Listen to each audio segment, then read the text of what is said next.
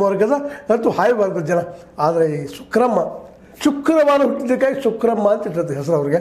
ಅವರು ಕಾಡಿನ ಮಧ್ಯದಲ್ಲಿ ಬೆಳೆದ ಇಡೀ ಬದುಕಿನ ನೋವಿನೊಂದಿಗೆ ಎಂಥ ಅದ್ಭುತವಾದ ಗಾಯಕಿ ಅಂದ್ರೆ 24 ಗಂಟೆ ನಿರಂತರವಾಗಿ ಹಾಡುವಂಥ ಶಕ್ತಿ ಪಡುವಂಥ ಹೆಣ್ಣುಮಗಳು. ಹಬ್ಬ ಆಶು ಕವಿ ಹಬ್ಬ ಹೆಸರು ಹೇಳಿದಕ್ಕೆ ಅದ್ಭುತ ಅನಿಸ್ತದೆ. ಒಬ್ಬ ಹೆಬ್ಬಟ್ಟಿನ ಹೆಣ್ಣುಮಗಳು ಹಂಪಿ ವಿಶ್ವವಿದ್ಯಾಲಯದಲ್ಲಿ ಜೊತೆಗೆ ನಮ್ಮ ಜಾನಪದ ವಿಶ್ವವಿದ್ಯಾಲಯದಲ್ಲಿ ಏನಪ್ಪ ಅಲ್ಲಿ ಹೋಗಿ ಟೀಚ್ ಮಾಡ್ತಾಯಿದ್ದರು. ಜನಪದ ರಂಗದ ಮೇಲೆ, ಜಾನಪದ ಹಾಡದ ಮೇಲೆ, ಗಾಯನ ಮೇಲೆ. ಇದೇನು ಸಣ್ಣ ಸಾಧನೆ ಇಲ್ಲರಿ.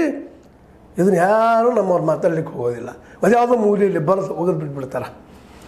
ಮುಗಿತಪ್ಪ ಅಂಥೇಳಿ ನಿಜವಾಗಿ ಇವರು ನಮಗೆ ಆದರ್ಶನೀಯ. ಬಡತನದಲ್ಲಿ ಹೆಂಗೆ ಬದುಕಬೇಕು, ವಿದ್ಯೆ ಇಲ್ಲದೇ ಇದ್ದರೂ ಹೇಗೆ ಬದುಕಬೇಕು, ವಿದ್ಯೆ ಜೊತೆಗೆ ನಾವು ಹೆಂಗೆ ಬಾಳಬೇಕು, ಜೊತೆ ಜನರೊಂದಿಗೆ ಹೆಂಗೆ ಬದುಕಬೇಕು, ಜನರಿಗೆ ಯಾವ ರೀತಿ ಮಾರ್ಗದರ್ಶನ ಮಾಡಬೇಕು ಅನ್ನುವಂಥದ್ದು ಭಾಳ ಅದ್ಭುತವಾಗಿ. ಜೊತೆಗೆ ಇವರು ಮದ್ಯಪಾನ ವಿರೋಧಿ ಹೋರಾಟ. ಇವತ್ತು ನಾವು ಕಲ್ತಂಥವ್ರು ವೆಲ್ ಎಜುಕೇಟೆಡ್ ಮನೆತನ ಹಾಳಾಗ್ತಾ ಇರ್ತದೆ, ನೋಡ್ತಿರ್ತೀವಿ. ಸರಿ ಕುಡಿಯೋರಿಗೆ ಏನು ಸರಿ ಕುಡಿಬೇಡಪ್ಪ ಅಂತ ಹೇಳಿಕ್ಕೆ ಹೋಗೋದಿಲ್ಲ.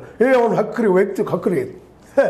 ವಾದಗಳು ಹೆಂಗೆ ಮಾಡ್ತೀವಿ ನಾವು ಗುಟ್ಕ ಹಾಕ್ಕೊಂಡು ಹುಡುಗ ಗುಟ್ಕ ತಿನ್ಬೇಡಪ್ಪ ಮಗಲ್ಲ ಅಂತ ಹೇಳಿದ್ರೆ ಅವ್ನು ಕೇಳೋದು ಇಲ್ಲ. ಇವತ್ತು ಪರಿಸ್ಥಿತಿ ಅಂಥ ಚಟಗಳೆಲ್ಲ ಹಚ್ಚಿದ ಇಂಥ ಸರ್ಕಾರಗಳು.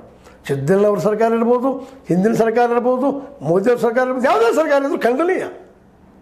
ಇವತ್ತು ನಮ್ಮ ಟಿಪ್ಪು ಸುಲ್ತಾನ್ ನೆನಪು ಬರ್ತಾರೆ ಅವರು. ಅದಕ್ಕಾಗಿ ಟಿಪ್ಪು ಸುಲ್ತಾನ್ ಗೌರವಿಸು. ಒಬ್ಬ ಹಿಂದೂ ಮುಸಲ್ಮಾನ್ ಮುಖ್ಯ ಅಲ್ಲ. ಈ ನಾಡಿನ ಈ ಜನರ ಮೊದಲನೇ ವೈರಿ ಸಾರಾಯಿ. ಇದ್ರ ಬಗ್ಗೆ ಯಾರು ಮಾತಾಡ್ತಾರ್ರಿ? ಪಾಪ ಈ ಹೆಣ್ಣುಮಗಳು ಇಡೀ ಜೀವನ ಪರ್ಯಂತರ ಮದ್ಯದ ವಿರೋಧ ಹೋರಾಟ ಮಾಡಿದರು. ಪರಿಸ್ಥಿತಿ ಕೊಟ್ಟಿರ್ಬೋದು ನೀವು, ನಾವು ಪರಿಸ್ಥಿತಿ ಕೊಟ್ಬಿಡ್ತೀವಿ ನಾವು ಇವತ್ತು.